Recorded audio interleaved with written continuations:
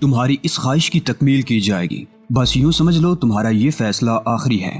Good. اس کے بعد میں تمہیں اس وقت متوجہ کروں گا جب مجھے کوئی ایسا ہی اہم کام کرنا ہوگا، کیونکہ احتیاط ہر قیمت پر لازمی ہے۔ بالکل بالکل، میں تم سے متفق ہوں۔ اور اس کے بعد ہم نے یہ گفتگو بند کر دی۔ میں نگانا ساردا کے الفاظ سے لطف اندوز ہوتا رہا۔ پھر وقت پر مجھے اس جگہ پہنچنا پڑا جہاں کی بات طے ہوئی تھی، اور آج مجھے کسی کے سہارے کی ضرورت پیش نہیں آئی تھی۔ تھوڑی دیر کے بعد میں اس تہہ خانے میں داخل ہو رہا تھا جس کے بیرونی حصے کو دیکھ کر یہ اندازہ نہیں ہوتا تھا کہ اندر کچھ افراد کسی کا انتظار کر رہے ہیں، لیکن جب تہہ خانے کے دروازے کی دوسری طرف پہنچا تو وہاں میں نے اچھا خاصا رش دیکھا۔ وہ 8 افراد تھے جن میں 3 خواتین تھیں، 5 مرد، اس کے علاوہ 4 اور شخصیتیں تھیں جن میں ایک ہاشم ابراتا تھا اور 3 انتہائی باروب اور شاندار شخصیتوں کے مالک افراد۔ بغور دیکھنے پر میں نے انہیں بھی پہچان لیا کیونکہ ان کی شناخت مجھے فلموں کے ذریعے کرا دی گئی تھی۔ یہ وہی تینوں جنرل تھے جنہیں میرا شکار ہونا تھا۔ میرا تعارف ان سب سے کرایا گیا۔ جنرل فوزال، ٹیروش اور گیل نے مجھ سے متحیرانہ انداز میں ہاتھ ملاتے ہوئے ہاشم ابراتا سے کہا، اور آپ کیا کہنا ہے سر، یہ جلال واصل نہیں ہے؟ ہاں، یہ جلال واصل نہیں ہے، اور ان کا اصل نام جہانگیر جمال شاہ ہے۔ تب ہم اپنے تجربے کو ان کے سامنے بیکار کہتے ہیں کیونکہ ان کے چلنے کا انداز، ہم نے خاص طور سے ان کی ایک ایک حرکت کو نوٹ کیا ہے۔ کوئی بھی یہ نہیں کہہ سکتا کہ یہ جلال واصل نہیں ہے، اور ظاہر ہے اس کے لیے انہوں نے مشق کی ہوگی۔ میں نے مسکراتے ہوئے گردن خم کی، اور اس کے بعد میرا تعارف ان 8 افراد سے کرایا گیا۔ ان کے نام مجھے بتائے گئے، اور پھر ہاشم ابراتا نے ان کی تعریفیں کرتے ہوئے کہا، یہ سمجھ لو کہ یہ ہمارے جسموں کے مختلف ٹکڑے ہیں، وہ ٹکڑے جن سے ہم کسی بھی طور دغا کی امید نہیں کر سکتے۔ جسم کے دوسرے اعضاء دھوکہ دے سکتے ہیں، یہ نہیں۔ یہ بہت بڑے الفاظ ہیں مسٹر ہاشم ابراتا، اور در حقیقت مجھے ایسے ہی افراد درکار تھے۔ آپ لوگوں سے انتہائی معذرت کے ساتھ میں یہ پوچھنا چاہتا ہوں کہ کیا آپ کو ہاشم ابراتا کے ذریعے میرے منصوبے کے بارے میں علم ہو گیا ہے؟ میں اسے اس وقت اپنا ہی منصوبہ کہوں گا کیونکہ یہ میرے ہی ذریعے ہاشم ابراتا تک پہنچا ہے۔ ہاں مسٹر جہانگیر جمال شاہ، مختصر تفصیل ہمیں معلوم ہو چکی ہے، اور ہم اپنی موت پر بہت افسردہ ہیں۔ جنرل فوزال نے مسکراتے ہوئے کہا، اور باقی لوگ بھی مسکرانے لگے۔ ماحول بے حد خوشگوار تھا، اور ان سب کا انداز نہایت دوستانہ تھا، تاہم یہ ایک پراسرار اور سنسنی خیز معاملہ تھا۔ میں نے بھی اس خوشگوار فضا کو برقرار رکھا اور کہا، تو پھر آپ میں سے کون پہلے قتل ہونا پسند کرے گا؟ یہ قاتل کی پسند پر منحصر ہے۔ ویسے اس قتل کی کوئی تقریب ہونی چاہیے، اور اتفاق سے ایک تقریب منعقد ہونے والی ہے۔ میں سمجھا نہیں۔ میں نے کہا، ہر ماہ کی پہلی تاریخ کو محل میں ایک اجتماع ہوتا ہے، معزز اور اہم لوگوں کا اجتماع، لیکن یہ وہ نہیں ہیں جنہیں اس راز میں شریک کیا جائے۔ البتہ وہ محدود پبلسٹی کے لیے اچھا ذریعہ بن سکتے ہیں۔ آپ میرا مطلب سمجھ رہے ہیں؟ جنرل ٹیروش نے پرخیال انداز میں کہا، کیا یہ بات ان کے ذریعے باہر پھیل سکتی ہے؟ نہیں، تقریب میں جو لوگ شریک ہوتے ہیں ان کے بارے میں ہمیں یہ یقین ہے کہ اگر ان سے یہ کہہ دیا جائے کہ محتاط رہیں تو وہ بات باہر نہیں پھیلائیں گے۔ جنرل فوزال نے کہا، یہ بہت اچھی بات ہے، کم از کم وہ احساس کا شکار رہیں گے کہ کوئی حادثہ ہو گیا ہے۔ میں نے کہا، بالکل، اور یہ احساس کہیں بھی ان کے چہرے سے محسوس کیا جا سکتا ہے۔ ہاشم ابراتا مسکرایا اور بولا، بات بہت آسانی سے بنتی جا رہی ہے۔ پہلی تاریخ میں ابھی زیادہ دن نہیں ہیں، غالباً 5 دن باقی ہیں۔ بالکل، بس تو پھر اس تقریب میں ہم میں سے ایک کو قتل ہو جانا چاہیے۔ مزید کیا منصوبہ ہے؟ اس کی تفصیل بھی بتا دی جائے۔ جنرل گیل نے کہا، آپ میں سے ایک شخص، میرا خیال ہے جنرل گیل ہی کو منتخب کر لیتے ہیں، اس تقریب میں قتل ہو جائے، اور میں سمجھتا ہوں کہ زہر خوردنی اس سلسلے میں سب سے زیادہ آسان ہوگی۔ میرے ان الفاظ پر سب لوگ حیران رہ گئے اور گہری سوچوں میں ڈوب گئے۔ پھر جنرل فوزال نے کہا، بہت عمدہ منصوبہ ہے، مگر یہ زہر کہاں سے حاصل ہوگا؟ اس کا انتظام میں کروں گا، میں نے کہا، اور اس کے بعد ہم باقاعدہ منصوبہ بندی کرنے لگے۔ تقریب میں یہ طے کیا گیا کہ میں جنرل گیل کو زہر دے دوں گا۔ جنرل گیل کی حالت خراب ہو جائے گی، اور اس کے بعد بقیہ کارروائیاں مکمل کر لی جائیں گی۔ تمام منصوبے کی نوک پلک پر غور کر لیا گیا۔ جنرل گیل نے ہنستے ہوئے کہا، کہیں کوئی گڑبڑ ہی نہ ہو جائے، یعنی میں سچ مچ انڈر گراؤنڈ نہ ہو جاؤں۔ اس کا خاص طور سے خیال رکھا جائے کیونکہ ابھی میں اس دنیا میں جینا چاہتا ہوں۔ سب ہنسنے لگے۔ بھرطور بڑے خوشگوار انداز میں یہ تقریب ختم ہو گئی، اور سب سے پہلے میں ہی باہر نکل آیا تھا۔ اس رات شیری فرکس میری مہمان تھی، اور میں مہمان نوازی کا ہر طریقہ جانتا تھا۔ دوسرے دن دوپہر کو میں نے اپنے منصوبے پر پہلا عمل کیا۔ 2 بجے کے بعد میں نے ٹرانسمیٹر پر نگانا ساردا سے رابطہ قائم کیا۔ نگانا ساردا کے ساتھ فیروز گاتا بھی موجود تھا۔ اس نے مجھے میری مسلسل کامیابیوں پر مبارکباد دی، اور پھر میں نے اپنے مقصد کا اظہار کر دیا۔ مجھے ایک انتہائی جلد اثر کرنے والا زہر درکار ہے۔ زہر؟ فیروز گاتا اچھل پڑا۔ हाँ, क्या इसका बंदोबस्त हो सकता है? हर चीज का बंदोबस्त हो सकता है। ओहो, कोई मंसूबा है तुम्हारे जहन में? हाँ मिस्टर फिरोज गाता, बहुत ज्यादा तफसीलात में नहीं जाऊंगा। पहली तारीख को यहाँ महल में एक नशिस्त होती है जिसमें अहम तरीन लोग शामिल होते हैं और गालिबन 3 जनरल भी। मेरी कोशिश होगी कि उन तीनों को ठिकाने लगा दिया जाए और ये एक बेहतरीन अमल होगा। दूसरी तरफ चंद लम्हात के लिए खामोशी तारी हो गई। फिर फिरोज गाता ने कहा, अगर ऐसा हो जाए तो मैं समझता हूँ कि ये कमाल होगा। जहर का बंदोबस्त कब हो सकता है? कल, फिरोज गाता ने जवाब दिया। ठीक है। इसके बाद बहुत मुख्तसर गुफ्तगू हुई क्योंकि खतरात तो बाहर तो रहते हैं और मैंने ट्रांसमीटर बंद करके महफूज कर लिया। दूसरे दिन प्रोग्राम के मुताबिक जहर मुझे मुहैया कर दिया गया। अभी तक महल में मुझे कोई ऐसी वैसी दिक्कत पेश नहीं आई थी और इसकी बुनियादी वजह यह थी कि मैं दोनों तरफ का आदमी था। फिरोज गाता के साथ ही मेरा एहतराम करते थे और महल में मुझे हर तरह की सहूलतें फराहम करने की कोशिश करते थे। शेरी भी मेरी कुर्बत में थी और वही सबसे ज्यादा बाअमल थी। चुनाचे दूसरे दिन उसने मुझे जहर मुहैया कर दिया। सब्ज रंग का एक सफूफ था। उसने बताया कि इसकी बहुत थोड़ी सी मिकदार इंसानी जिंदगी को खत्म करने के लिए काफी है। ये सफूफ एक खास किस्म की नलकी में बंद किया गया था ताकि इसके इस्तेमाल में आसानी हो। नलकी के ऊपर स्प्रिंग लगी हुई थी और ऊपरी ढक्कन बटन के तौर पर इस्तेमाल किया जा सकता था। निचले हिस्से में एक सुराख था जो एक खास तरीके से बंद किया गया था। ऊपरी ढक्कन को हल्का सा किसी चीज पर दबाया जाए तो सुराख में से सफूफ फवार की शक्ल में बाहर निकल आता था। शेरी परकस ने मुझे बताया कि ये सफूफ बज़ाहिर सब्ज रंग का है, लेकिन किसी भी सियाल में दाखिल होकर वो उसी की शक्ल इख्तियार कर जाएगा और इसे महसूस नहीं किया जा सकेगा। गोया ये एक नायाब चीज थी जिसे मैंने अपने पास महफूज कर लिया और इसके बाद बकिया दिन मामूल के मुताबिक ही गुजरे थे। उस नशिस्त का एहतमाम भी मुझे ही करना था जो यहाँ हुआ करती थी क्योंकि मैं महल का मुहाफिज था। लान पर खूबसूरत कुर्सियां और मेजें बिछा दी गई। बड़ा जबरदस्त पहरा था यहाँ और आज यहाँ एक अजीम ड्रामा होने वाला था जिसके लिए मेरे अपने साथी यानी वो जो फिरोज गाता की तरफ से मुहैया किए गए थे मुस्तैद थे और दूसरी जानिब वो 8 आदमी भी जिन्हें हाशिम अबराता ने मेरी तहवील में दिया था। दरअसल सारे काम इस अंदाज में करने थे कि किसी को शुबा न होने पाए। जनरल गेल को निशाना बनाने का फैसला किया गया और इस सिलसिले में एक और मंसूबाबंदी कर ली गई जिससे बाकी 2 जनरलों को मेरे तरीकों से हलाक किया जाना था। दरअसल हम लोग ये चाहते थे कि एक ही नशिस्त में काम खत्म न हो जाए बल्कि हमें आइंदा कार्रवाई के लिए भी मौका मिलता रहे और इसके लिए कुछ वक्त निकाल लिया जाए। चुनाचे इस सिलसिले में आला तरीन मंसूबाबंदी कर ली गई। नशिस्त का एहतमाम हुआ। लोग आना शुरू हो गए। अक्सर जोड़े ही थे। बेगमात और हजरात खुश गपियां कर रहे थे। लान की फजा बहुत खूबसूरत थी और मैं अपनी जिम्मेदारियों में मसरूफ था। एक मुहाफिज की हैसियत से मुझे हर शख्स पर निगाह रखनी थी। हाशिम अबराता भी आ गया। तीनों जनरल अलग अलग बैठे हुए थे और मैं उनकी मिजाज पुरसी करता फिर रहा था। जनरल गेल की फैमिली भी थी और बड़े खुश इखलाक लोग थे।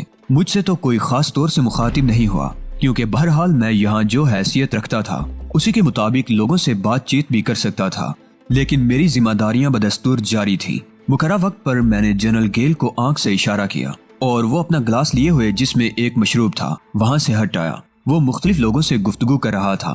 फिर उसने मशरूब का गिलास एक ऐसी जगह रखा जहाँ से मुझे गुजरना था और मैं तेजी से उस जानिब बढ़ गया। जेब में हाथ डालकर मैंने वो नलकी निकाल ली थी जिसमें सब्ज सफूफ भरा हुआ था। फिर नलकी गिलास के ऊपर से गुजर गई और मैं वहां से आगे बढ़ गया। अब ये दूसरी बात है कि नलकी का बटन मैंने छुआ भी नहीं था और अंदाज ऐसा जाहिर किया था जैसे मैं अपना काम कर चुका हूँ। अपने मशरूब का गिलास खाली किया और फिर गिलास एक मेज पर रखकर अपनी जगह आ बैठा। उसकी फैमिली के चंद अफराद उसके नजदीक आ गए थे। जनरल गेल उनसे गुफ्तगू करता रहा। फिर दफातन ही उसके जिस्म को झटका सा लगा और दूसरे लम्हे वो सीने पर दोनों हाथ रख कर खड़ा हो गया। यकीनी तौर पर वो एक फौजी के अलावा एक अच्छा अदाकार भी था क्योंकि जो अदाकारी वो इस वक्त कर रहा था वो नाकाबिले यकीन थी। मुझे खदशा था कि कहीं दर हकीकत नलकी में से सफूफ का थोड़ा बहुत हिस्सा निकल न गया हो और उसने मशरूब का एक आध घूंट ले न लिया हो। जनरल गेल घुटनों के बल जमीन पर बैठता चला गया। लोग उसके गिर्द जमा होने लगे और फिर उसकी आंखें चढ़ती चली गईं और चंद लम्हात के बाद वो औंधा जमीन पर गिर गया। चारों तरफ से मेरे साथी यानी वो मुहाफिज दौड़ पड़े जिन्हें इस काम के लिए मखसूस किया गया था।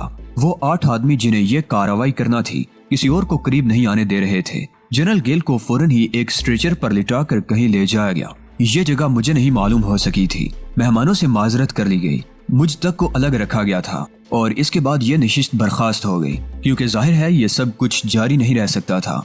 खुद हाशिम अबराता जनरल गेल के साथ चला गया था। मैं खामोशी से वहाँ इंतजामात कराता रहा। اور اس کے بعد ایک موقع پر میں نے زہر کی وہ خالی نل کی شیری پرکنس کے حوالے کر دی جو مجھے نظر آ گئی تھی تاکہ اسے میرے پاس نہ دیکھا جا سکے۔ شیری پرکنس اسے لے کر وہاں سے نکل ہی گئی تھی تاکہ اگر کوئی خطرہ درپیش ہو تو نلکی کسی کے پاس سے برآمد نہ ہو۔ یہ منصوبہ پہلے سے ذہن میں نہیں تھا، بس اسی وقت یہ تمام کارروائی کی گئی تھی۔ محل میں بڑی سنسنی پھیلی ہوئی تھی۔ جو لوگ وہاں موجود تھے وہ جنرل گیل کے لیے کافی پریشان نظر آ رہے تھے۔ خود ہاشم ابراتا جنرل گیل کے ساتھ چلا گیا تھا۔ سارے کام منصوبے کے مطابق ہو رہے تھے۔ میں تو تھا ہی محل کا محافظ، چنانچہ میرے سپرد یہ ذمہ داری تھی کہ میں محل میں امن قائم رکھوں۔ محل میں انتظامیہ کو زیادہ مستعد رہنے کی ہدایت کر دی گئی تھی اور اس کے بعد وہ مہمان رخصت ہونے لگے، لیکن انہیں ہدایت کر دی گئی تھی کہ جنرل گیل کے بارے میں باہر جا کر کوئی گفتگو نہ کریں۔ پھر سارے منصوبے پایا تکمیل پہنچ گئے۔ جنرل گیل کو یقینی طور پر کسی ایسی جگہ لے جایا گیا تھا جہاں سے اس کے بارے میں تفصیلات باہر نہ آ سکیں، اور شام تک لوگ سنسنی کا شکار رہے۔ جنرل گیل کے بارے میں کوئی خبر نہیں ملی تھی، البتہ وہ پروگرام باقاعدہ پائے تکمیل کو پہنچ رہا تھا جو ہم لوگوں کے درمیان طے ہوا تھا۔ ہاشم ابراتا سے میری ملاقات رات کو تقریباً 11:15 بجے ہوئی۔ ہاشم ابراتا نے مجھے خود ہی طلب کیا اور میں اس کے پاس پہنچ گیا۔ وہاں بہت سے افراد موجود تھے جن کا تعلق محل ہی سے تھا۔ ہاشم ابراتا نے سرد لہجے میں کہا، جنرل گیل اب اس دنیا میں نہیں رہا، اس کی تدفین کا بندوبست تمہیں کرنا ہے، لیکن خبردار، نہایت خاموشی سے، اور محل ہی کے ایک حصے میں اس کی تدفین ہوگی۔ وہ جگہ متعین کر لی گئی۔ یہ افراد جو اس وقت یہاں موجود تھے محل ہی سے تعلق رکھتے تھے، لیکن یہ بات میں اچھی طرح جانتا تھا کہ ان میں سے چند افراد وہ بھی ہیں جن کا تعلق براہ راست فیروز گاتا سے ہے۔ طے شدہ منصوبے کے مطابق رات کو تقریباً 3:45 بجے جنرل گیل کی تدفین کر دی گئی۔ ایک باقاعدہ جسم تھا جسے کفن وغیرہ پہنایا گیا تھا اور ایک خاص تابوت میں رکھ کر اسے قبر میں اتارا گیا تھا۔ ہاشم ابراتا، جنرل فوزال اور جنرل ٹیروش بھی اس وقت وہاں موجود تھے اور بڑی سوگوار سی فضا چھائی ہوئی تھی۔ مخصوص لوگ تھے جنہوں نے اس کام میں حصہ لیا تھا۔ تابوت میں کیا تھا یہ بات ابھی تک چند افراد کے علاوہ کسی کو نہیں معلوم تھی اور مجھے باقاعدہ اس میں شریک نہیں رکھا گیا تھا، بلکہ اپنے طور پر ساری کارروائیاں کی گئی تھی۔ جنرل گیل کی تدفین کے بعد سارے مسئلے ختم ہو گئے۔ میں بھی اپنی آرام گاہ میں سونے کے لیے آ گیا، حالانکہ اس وقت صبح کے تقریباً 5 بج رہے تھے اور سونا کوئی معنی نہیں رکھتا تھا۔ شیری بھی میرے پاس نہیں آئی تھی۔ دوسرے دن صبح تقریباً 10 بجے وہ مجھے نظر آئی۔ اس کی آنکھوں میں گہرے اطمینان کے آثار تھے اور اس نے نگاہوں ہی نگاہوں میں مجھے پیغام مبارکباد دیا۔ میں معمول کے مطابق اپنے کاموں میں مصروف ہو گیا۔ دن کو 2 بجے البتہ میں نے ٹرانسمیٹر پر رابطہ قائم کیا۔ دوسری جانب غالباً پورا مجمع جمع تھا، کیونکہ جب ٹرانسمیٹر پر رابطہ دوسری سمت سے قائم ہوا تو بے تحاشا آوازیں ابھری۔ ان میں نگانا ساردہ کی آواز بھی تھی، ٹریشا ریان کی بھی، بگ باس بھی تھا اور خود فیروز گاتا بھی۔ اس کے علاوہ شاید بہت سے افراد وہاں موجود تھے اور میری طرف سے رابطہ قائم کیے جانے کا انتظار کر رہے تھے۔ ٹرانسمیٹر پر جب میری پہلی آواز انہوں نے سنی تو ساری آوازیں بیک وقت ہی گونجی تھی۔ شکریہ مسٹر فیروز گاتا، میں نے آپ کو یقین دلایا تھا کہ جو ذمہ داری میرے سپرد کی جا رہی ہے اس کی تکمیل تک میں اپنی آخری کوششیں تک صرف کر دوں گا، اور اب میرا دوسرا شکار جنرل ٹیروش ہوگا۔ کیا اس کے لیے بھی زہر ہی کا بندوبست کرو گے تم؟ یہ نہیں کہا جا سکتا۔ میرا خیال ہے یہ طریقہ مناسب نہیں رہے گا۔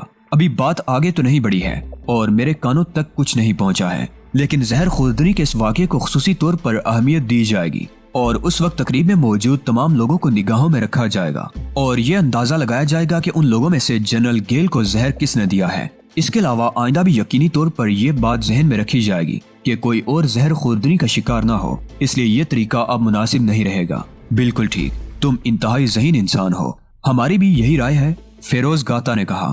بس تو پھر اس کے لیے کوئی دوسرا طریقہ کار اختیار کیا جائے گا۔ ایک بار پھر ہماری طرف سے مبارکباد قبول کرو، ہمارا بہترین تعاون تمہارے ساتھ رہے گا۔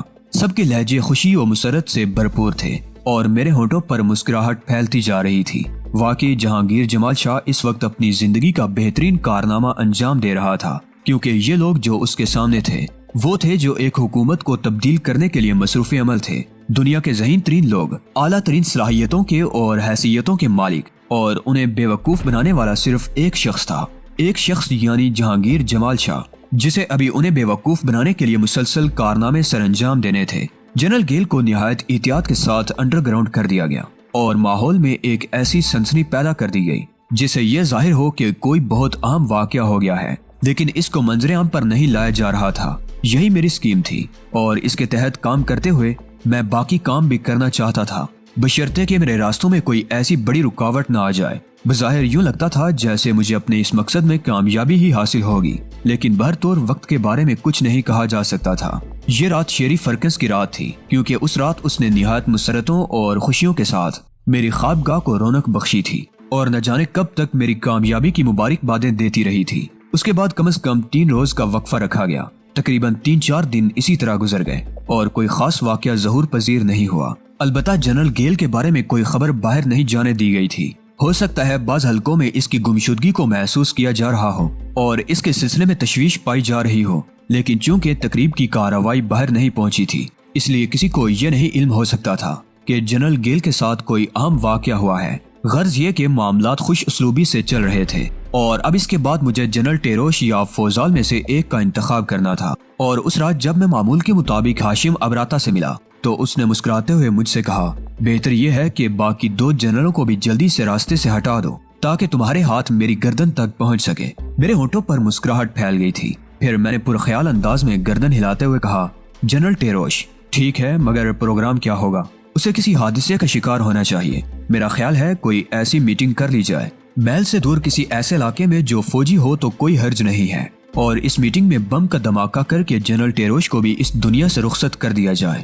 ہاشم ابراتا پرخیال نگاہوں سے مجھے دیکھنے لگا۔ کچھ دیر خاموش رہنے کے بعد اس نے کہا، مجھے مکمل منصوبہ درکار ہوگا، میں تیار کر دوں گا۔ کب تک؟ ہاشم ابراتا نے پوچھا۔ میں چند لمحات پرخیال انداز میں گردن ہلاتا رہا۔ پھر میں نے کہا، میرا خیال ہے میں اس سلسلے میں جنرل ٹیروش سے رابطہ قائم کر لوں گا اور انہیں تمام صورتحال بتا دوں گا۔ آپ جنرل ٹیروش کو حکم دے دیجئے مسٹر ہاشم ابراتا کہ وہ میرے ساتھ تعاون کریں۔ بالکل ٹھیک، ہاشم ابراتا نے جواب دیا، اور اس کے بعد میں در حقیقت اس ساری صورتحال پر غور کرنے لگا۔ میں خود بھی اب یہاں اکتاہٹ محسوس کرنے لگا تھا اور بہت زیادہ دن یہاں نہیں گزارنا چاہتا تھا۔ یہ کام مکمل ہو جائے اس کے بعد وطن واپسی ضروری ہے۔ بہت سی یادیں، بہت سے خیالات میرے دل میں آ رہے تھے، لیکن اس وقت نہایت ذہانت سے مجھے اپنا یہ سارا کام کرنا تھا۔ بات آسان نہیں تھی، خود میری زندگی بھی شاید خطرے میں تھی، اور اس کے علاوہ جو ذمہ داری مجھے سونپی گئی تھی اسے کامیابی سے تکمیل تک پہنچانا بھی میرا مقصد تھا۔ میں غور کرتا رہا، بہت سے منصوبے بنائے میں نے، اور اس کے بعد ایک منصوبہ تیار کر لیا۔ ہاشم ابراتا نے غالباً جنرل ٹیروش کو ہدایت کر دی تھی۔ ویسے جلال واصل کی حیثیت سے مجھے کوئی ایسی دقت نہیں پیش آتی تھی، ہر جگہ جا سکتا تھا۔ میرے وہ ساتھی جن کا تعلق فیروز گاتا سے تھا میرے ساتھ تعاون کرتے تھے، لیکن میری نگرانی نہیں کی جاتی تھی۔ البتہ میں خود ہی ہر کام ہوشیاری سے کرتا تھا۔ چنانچہ میں نے خفیہ طور پر پیغام بھجوایا اور ہاشم ابراتا خود بھی وہاں موجود تھا۔ جنرل ٹیروش نے خوفزدہ نگاہوں سے مجھے دیکھتے ہوئے کہا، اب تو واقعی بے حد ڈر لگنے لگا ہے تم سے مسٹر جہانگیر جمال شاہ۔ کیوں جنرل ٹیروش؟ بھائی مجھے اپنی موت کا علم ہے، اور میں خوفزدہ ہوں کہ ذرا سی لغزش کہیں مجھے سچ مچ موت سے ہمکنار نہ کر دے۔ یہ لغزش ہی تو نہیں کرنی ہمیں جنرل ٹیروش، گویا تم نے کوئی بہترین منصوبہ تیار کر لیا ہے۔ ہاشم ابراتا فوراً ہی مطلب کی بات شروع کر دینا چاہتا تھا۔ ہاں مسٹر ہاشم ابراتا، پہلے تو میں یہ معلوم کرنا چاہتا ہوں کہ کیا یہاں کوئی ایسی فوجی عمارت موجود ہے جہاں ہم ایک خوبصورت ڈرامہ کر سکیں؟ بالکل ہے، نہ بھی ہو تو ایسی عمارت خصوصی طور پر تیار کی جا سکتی تھی۔ تاہم شہر سے کچھ فاصلے پر ایسی ایک عمارت موجود ہے جہاں میٹنگیں ہوا کرتی ہیں۔ اس عمارت کا خصوصی رابطہ شہر سے ہے یا بالکل ہی شہر سے جدا ہے؟ خصوصی رابطے سے تمہاری کیا مراد ہے؟ مجھے اس تک پہنچنے کے خفیہ راستے درکار ہوں گے، جیسے گٹر لائن وغیرہ ہوتی ہے۔ وہ عمارت ایسی تو نہیں ہے کہ وہاں کوئی ایسی گٹر لائن نہ ہو جس کا تعلق شہری گٹر لائن سے ہو؟ جنرل ٹیروش کے چہرے پر سنسنی کے آثار پھیل گئے۔ اس نے کہا، اوہو، اس عمارت میں گٹر لائن سسٹم شہری سے منسلک ہے؟ ایسا ہے کہ اس میں سفر کیا جا سکے؟ بالکل ہے، بلکہ اگر تم چاہو تو اس کا معائنہ کر سکتے ہو۔ مجھے یہ معائنہ کرنا ہے۔ میں یہ چاہتا تھا کہ محل سے وہاں تک رسائی خفیہ طریقے سے ہو جاتی۔ جنرل ٹیروش نے گردن ہلا کر کہا، یہ صرف اتفاق ہے کہ مجھے اس کے بارے میں معلومات حاصل ہیں، اور شاید یہ بات مسٹر ہاشم ابراتا کو بھی معلوم نہ ہو کہ ایک بار ہم نے ان تمام گٹر لائنوں کو چیک کیا تھا۔ فیروز گاتا کی کارروائیوں کے سلسلے میں دراصل ہم خود بھی ہوشیار رہتے ہیں، چنانچہ ایک خاص طریقے سے اس خطرے کی نشاندہی کی گئی، اور اس کے بعد میں اور جنرل گیل ایک منصوبہ بنا کر شہر بھر کی ان گٹر لائنوں کا جائزہ لیتے پھرے تھے جن سے ہمیں یہ خدشہ ہو سکتا تھا وہ فیروز گاتا کے کام آ سکتی ہیں۔ اور پھر اتفاقیہ طور پر یہ بات بھی طے پائی کہ بعض گٹر لائنوں کو دوسری جگہ سے ختم کر دیا جائے تاکہ محل سے ان کے رابطے نہ قائم ہو سکیں۔ جس عمارت کا ہم ذکر کر رہے ہیں اس کے نیچے موجود گٹر لائن کا راستہ اس محل سے گزرتا ہے۔ میرا مطلب ہے اس محل کے نیچے جو گٹر لائنیں پھیلی ہوئی ہیں ان سے۔ واہ، یوں لگتا ہے مسٹر جنرل ٹیروش جیسے آپ کو اس تمام کارروائی کا علم تھا۔ اور یہ معلوم تھا آپ کو کہ ہمیں ایک دن اس کی ضرورت پیش آئے گی. اب تو یہی کرنا پڑے گا. تو پھر تم لوگ یہ کارروائی کر ڈالو اور مجھے اس کے بارے میں آگاہ رکھنا. دراصل میں خود بھی لمحہ لمحہ سنسنی محسوس کر رہا ہوں. جنرل گیل کا کیا حال ہے؟ وہ اپنی موت کے بعد بہت مطمئن اور مسرور ہے. جنرل ٹیروش نے جواب دیا اور پھر بولا لیکن وہ یہ بھی کہتا ہے کہ اسے بھی اس کارروائی میں شریک کر لیا جائے تو اسے خوشی ہوگی. نہیں، ہم جنرل گیل کو بالکل منظر عام پر نہیں لا سکتے. ذرا برابر کوئی شبہ نہیں چھوڑنا چاہیے ورنہ تمام منصوبہ فیل ہو جائے گا. میں نے کہا اوکے چیف اوکے. جنرل ٹیروش نے مجھے سلیوٹ مارتے ہوئے کہا اور میں ہنسنے لگا. پھر میں نے کہا یہ آپ لوگوں کی عزت افزائی ہے کہ آپ مجھے یہ حیثیت دے رہے ہیں. بہرحال تو پھر جنرل ٹیروش یہ کام کب کرنا ہے؟ ابھی اسی وقت میں تیار ہوں. آپ کو یہ فوجی وردی تبدیل کرنا ہوگی. جنرل ٹیروش چند لمحات سوچتا رہا، پھر اس نے کہا تو پھر یہ کام کل پر رکھ لیا جائے. کوئی حرج تو نہیں ہے؟ نہیں بالکل نہیں. کل دن کا وقت رکھ لیں ہم. کیا حرج ہے؟ میں نے جواب دیا. تو پھر 10 بجے آپ اپنے تمام کاموں سے فراغت حاصل کرنے کے بعد اسی تہہ خانے میں پہنچ جائیے. میں یہاں آپ کو تیار ملوں گا. جنرل ٹیروش نے جواب دیا اور میں نے مطمئن انداز میں گردن ہلا دی.